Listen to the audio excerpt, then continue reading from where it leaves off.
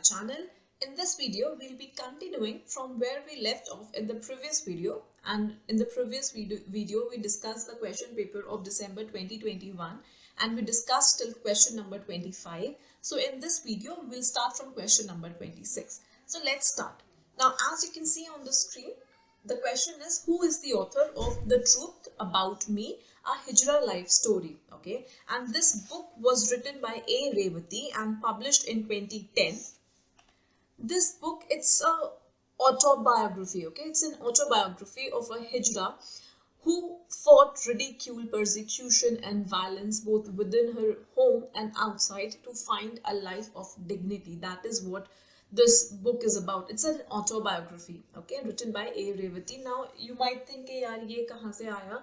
So what you can do is that actually when I was going through the Delhi University syllabus, the latest Delhi University syllabus, in that this name, okay, A. Revati, that name was mentioned in the syllabus of MA. So, that is how you need to prepare for your paper, that you not just go through the previous year papers and the authors that are commonly asked there, but if you want to be one step ahead in the game, then I think it's also important that you also take a look, also go through the syllabus of the good universities, the famous universities in India. So for example, Delhi University, JNU, Jamia, these are some of the universities that you can, whose syllabus you can definitely have a look at and maybe just get to know about some new names or what, apart from the traditional British literature and American literature, what are the new things that are being taught in the universities. So just to get an idea for that particular thing, I think it's necessary that you go through the syllabus of these universities and try to note down the names of the authors that you think are not known to you, okay, and just read about them. Not much, but yeah, at least read something about them, just a line or two. Coming to the next question, which of these countries does Montaigne's essay of cannibals focus on primarily? And the answer is 2, Brazil. Now this of cannibals, it was written around 1580 and it's an essay like one of those which describes the ceremonies of the Tupinamba people in Brazil. Okay, so and in particular he reported about the group ceremoniously ate the bodies of their dead enemies as a matter of honor. Okay, so in this particular work of cannibals, he talks about this tribe and it's this particular essay focuses on this tribe that is a Brazilian tribe. So the answer to this is Brazil. Now the next question is, the set of inflected forms taken by a single word is, and the answer is lexeme 1. So for example, the members of the lexeme run, R-U-N, run, they include run, which is the uninflected form. It includes running, which is the inflected form, and ran. Okay, so that's a lexeme. So the correct answer is lexeme. Now we come to the next question. In the life of Cowley, which two of the following criticisms were made by Samuel Johnson against a group of writers he termed the metaphysical poets? Now first of all, to remember that it is in the life of Cowley, the essay where he came up with this word, he affects the metaphysics.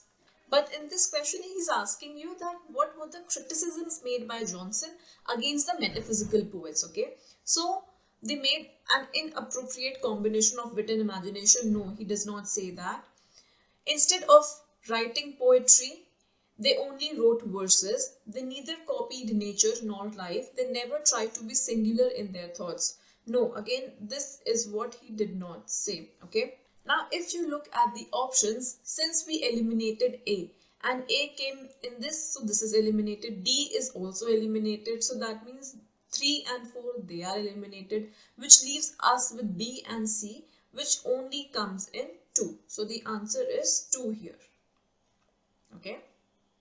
Now, here we have to match the list, books with their authors.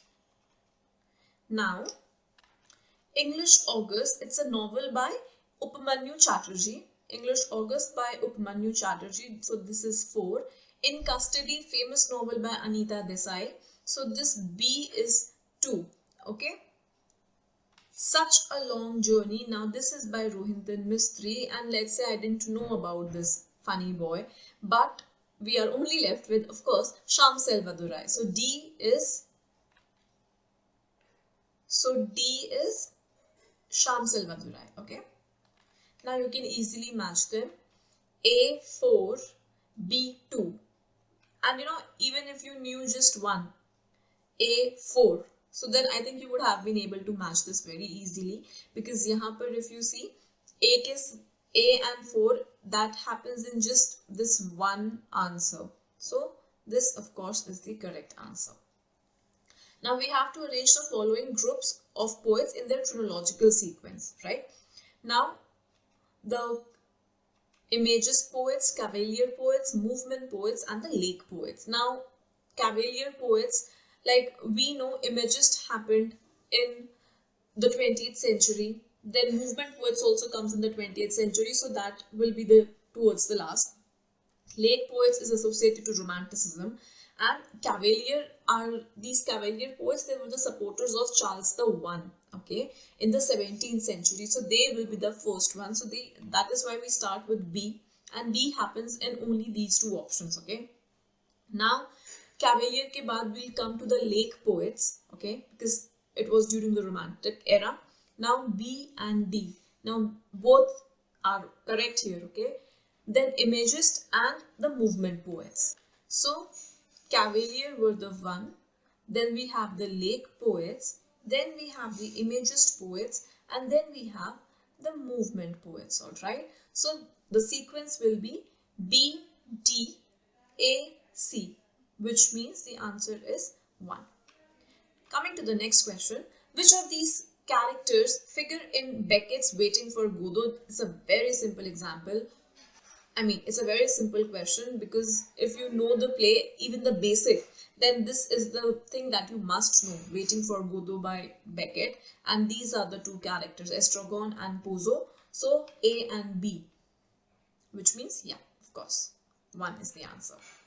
Moving further, which two of the following poems are by Judith Wright? This Judith Wright, she was an Australian poet, okay, and Man to Woman is one of her poetry collections, right? So this is one.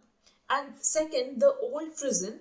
This particular poem is also a known one, because in this particular poem she evokes Wordsworth's poem Tintern Abbey. All right. So these two are the works by Judith Wright, which will mean that the answer is 4, C and D. Okay. Now, who in The World as India argues that English can be the only common unifying language of India? Now, The World as India, it was a lecture by Susan Sontag, which was delivered on literary translation, and according to that, English has become the common language that unifies linguistic disparities, okay? So the answer would be 4, Susan Sontag. Next is again matching the list. We are given writers and we are given their books. Now we know that Homi Bhabha wrote The Location of Culture, again a very famous work by him. So this A will be matched with 2 here. The next is T.S. Eliot, and he wrote Notes Towards the Definition of Culture. T.S. Eliot is such a canonical writer that his bibliography you must know. So I think that would not have been difficult. So T.S. Eliot would be matched with Notes Towards the Definition of Culture, which is 3. Now let's see, can we come to the answer from just these two, even if we don't know the others? If we don't, then we'll have to, again run our brains some more. So A2, B3. Again, it's just in one simple one, A2.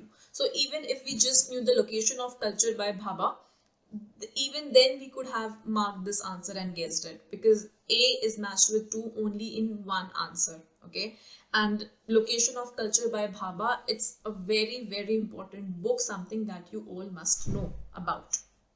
Coming to the next question, which among the following are examples of Kunstler Roman? Now, जैसे there is Bildungsroman Roman, which traces the growth of the protagonist. Okay, Kunstler Roman is an artist novel and it's a narrative about an artist's growth to maturity. Alright, so if we look from this perspective, from this definition, then the two works that would fit the bill would be David Copperfield and A Portrait of the Artist as a Young Man, which would mean B and D, that is number 3. See, D is definitely there, okay, Portrait of the Artist as a Young Man, and D happens in these two, 3 and 4. Now, with 3 and 4, A is eliminated at the outset. And this C, Tom Jones, we know it's not Kunstler Roman. Tom Jones is no artist in the book. And that is why we left with just answer number 3. Now, coming to the next question. Which of the following movements is Charles Baudelaire's Flower of Evil generally associated? Now, see, neoclassic was the time of Pope and everything, and we know that Baudelaire is not associated with that.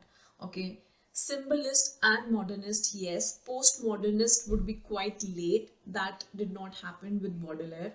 So the answer for Charles Baudelaire's Flowers of Evil, which is a collection of poem, okay, French poetry. So the answer would be B and C, which is option number 3.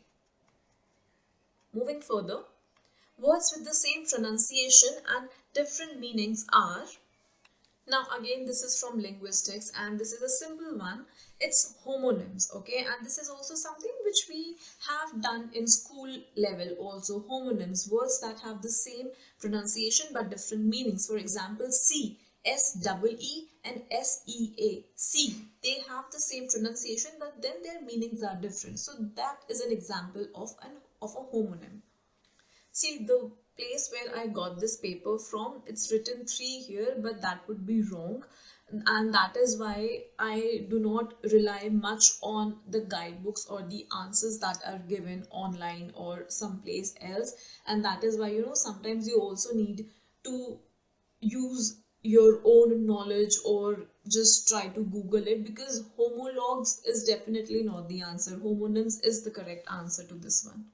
So I would just cut this down here, okay, and I would just write it 1 so that you are not confused. Moving further, the MLA style sheet, a compilation of scholarly conventions and directives, was first published in, and the answer is 1951, right? MLA style sheet, जिसके according researchers write or cite their citations, references, okay, so that is MLA style sheet. Next is arrange the following journals in the chronological order of publication. And we start with Blackwood's magazine, which was a British magazine and miscellany printed between 1817 and 1980. So 1817 is for Blackwood's magazine. I will just write this here, 1817. Next we have Bentley's magazine, and started by Richard Bentley. It was published between 1836 and 1868. Bentley's magazine, 1836, right? Next, we move to the Cornhill magazine, published between 1860 to 1975. Cornhill is 1860, right? And then we have Longman's magazine, published between 1882, okay, and by C.J. Longman, right? So this will be 1862. Okay, so the order will be C, D, B, A. C, D, B, A, which is answer number 4 here. Okay. Next, which of these generally taken to be true of cultural studies? It is politically engaged, privileges text over context, has a symbiotic relationship with formalism, and studies the means of production of a text. And we have to choose the correct combination. So if we see it is politically engaged, yes, it is politically engaged. So this is correct, okay? Which means that 1, 2 and 3 are the options, because A does not appear in 4. So this we eliminate right away, okay? Then It privileges text over context? No, it does not do that. Cultural studies does not do that. So B is eliminated, which means that this is eliminated. So we have also eliminated 3. Now it has a symbiotic relationship with formalism and it studies the means of production of a text. Means of production of a text, definitely, it definitely studies that. So A and D are there. C, no, it does not have a symbiotic relationship with formalism. So we are left with 2, which is A and D. Okay, so the answer will be 2. Next is, which of the following statements best articulates Frantz Fanon's political position? So Frantz Fanon, he did not say that colonialism will die a natural death without any violent struggle. So no, this is not the answer. Peasants and social outcasts have little revolutionary potential? Of course not. No. Social oppression in the third world is a matter more of race than of class? No, he did say that it's a matter of class also. The African bourgeoisie can never succeed in the task of nation building? Definitely yes. So answer is 4. Who among the following says that ideology is a representation of imaginary relationship of individual to their real condition of existence? And the options are these. And we know that Louis Althusser, he wrote this very famous essay, Ideology and Ideological State Apparatuses, in which he talks about this very same thing. So the answer is 3. Now, who wrote a postmodern reworking of Charles Dickens's Great Expectations without altering the original title? And the options are, now see, this particular question I understand this will be a bit difficult to answer. Why? Because you might not have read about this second author, the second option, Kathy Acker, okay? And Peter Carey, he has written a reworking of the work, but that is not titled Great Expectations, okay? Angela Carter, if she had written, then at least on her Wikipedia page, it would have been mentioned, but then again, it is not. That means even she has not written that. Then we are left with 2 and 4, Shirley Jackson and Kathy Acker. But now again, we do not know about either of these two. So I think in cases like this, what you are left with, you just eliminate the options which you know are not the true ones, that they cannot be true. Peter Carey is a very famous writer, okay? And if he had written, then we would definitely know about that, but he has not. Same goes for Angela Carter also. So these two are eliminated. In questions like this, what you can do is just try to use the strategy of elimination, that with 50-50 kind of a thing. So which you think that are not the answer at all, just eliminate them. So in this case, 1 and 3 will be eliminated. Now we are left with 2 and 4. And from these, you just have to maybe just try your luck and see which of these are true. But in this case, question number 44, the answer is 2, Kathy Acker. So that is your answer here, number 2, Kathy Acker. Now we come to the next one.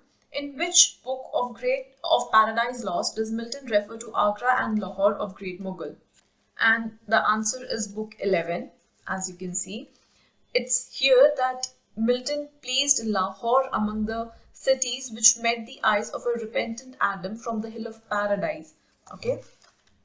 So Milton referred to Lahore as one of the few cities that Michael showed to Adam before his expulsion from paradise as a great example of God's future creations. Now we again have to match the list, text, and we are given the name of the authors. Now this advancement of learning, it is by Francis Bacon, and again very important, something that you must know. Now let's say that we do not know about the others, okay? So we came to advancement and learning, which is A, Francis Bacon. A is 2. Now let's see first of all, and no, this also saves time. So सबसे पहले देखो कि अगर एक से ही answer पे derive कर सकते हो क्या? A is 2. And now we come to the options and we have to see if A2 is only in one option. Yes, it's just here. A is matched with 2 and we are very sure that advancement of learning is by Francis Bacon, which means that we can safely choose this option because it's only in this option that A is matched with 2. So the rest will definitely be correct. You don't even have to waste your time on the other ones.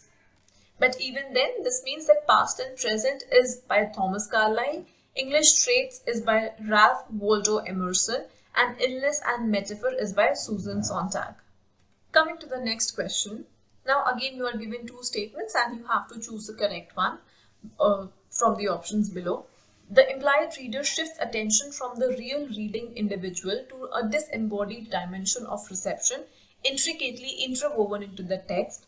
The dear reader invoked in the realist novels is a fictional representation of the distant reader. No, he is not a fictional representation, okay? So this assertion is definitely not correct, which would mean that 2 and 3, they both are definitely eliminated, and in fact 4 also, because all these options say that R is correct, that assertion R is correct. It is not correct, okay, because dear reader, it's not a fictionalized representation of the distant reader. We are sure about that, and that is why we are only left with option number A, where it says that A is correct, okay. So the answer here is 1. Now we come to the next question and we have to choose the right chronological sequence, and these are all famous works by these writers, and for that also you must know their publication dates, because ये इतने famous works है कि आपने इनके साथ में इनकी publication date definitely पढ़ी होगी. So we know that Shashi Deshpande's That Long Silence, it was 1989, so that will be 1. C is the first one, and because we can see that C comes first in only 3, that means 3 is the correct answer, but I'll still tell you the publication dates for the other ones. So That Long Silence is 1989, God of Small Things is 1997, Namesake is 2003, and The Inheritance of Loss is 2006, right? Now the next question is, which pair of linguists in the following list is associated with speech acts? Now speech acts is something which was a theory that was introduced by J.L. Austin in How to Do Things with Words, and it was further developed by J.R. Searle, okay? And it considers the degree to which utterances are said to perform locutionary acts, illocutionary acts, and or perlocutionary acts. So the correct answer would be 2, J.L. Austin and John Searle, right? Coming to the last question for the video today. Which of the following does Urvashi Butalia's The Other Side of Silence primarily seek to do? Now this particular author and this work, it's a very important text in the partition studies, okay? And Urvashi Butalia, again, it's a name that you would come across if you go through the syllabus of the universities that I mentioned. So this is a name that you will come across there, Urvashi Butalia. And The Other Side of Silence, the full title is The Other Side of Silence, Voices from the Partition of India, and it's a book that was published in 2000. Now this book, it does try to understand the partition as something more than a political divide, so this is definitely correct. To foreground a personal history of the partition, yes. To foreground the partition as an event more tragic than the Holocaust, no, it's not something of a comparison. To find and unite families separated at the partition, not at all, definitely not the answer. So the answer is A and B, which is 1, okay.